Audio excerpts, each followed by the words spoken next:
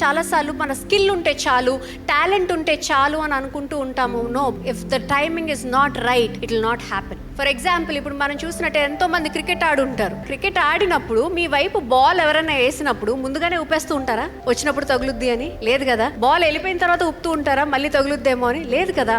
Correct timing చూసి మీరు bat ఎత్తి ఆ బాల్ ని కొడితేనే కదా 6 కానీ 4 కానీ జరిగేది, రైట్? బాల్ రాకన ముందే మనం రన్ తీస్తామండి, తీయము. కానీ మన జీవితంలో అదే చేస్తున్నాము చాలాసార్లు. మనకి సమయాన్ని గౌరవించకుండా సమయానికి ముందే మనం పరిగెడుతున్నాము, సమయానికి ముందే ఆశీర్వాదాలు కావాలని ఆశిస్తున్నాము. దానివల్లే మనం బాధపడుతూ ఉంటాం, దానివల్లే దేవుని పైన విశ్వాసము తగ్గిపోతూ ఉంటుంది.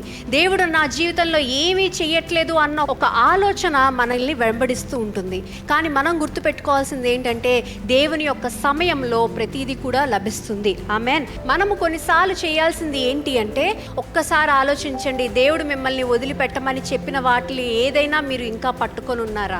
ఇంకా మీ జీవితంలో వదిలిపెట్టు, ఈ యొక్క బిహేవియర్ వదిలిపెట్టు, నువ్వు నీ బిహేవియర్ రైట్ గా లేదు, ఆ యొక్క ప్రవర్తనను వదిలిపెట్టు అంటే లేదు, నేను ఇలాగే ఉంటాను. ఆ యొక్క చెడు ఆలోచనలు వదిలిపెట్టు, లేదు నేను ఇలాగే ఆలోచిస్తాను.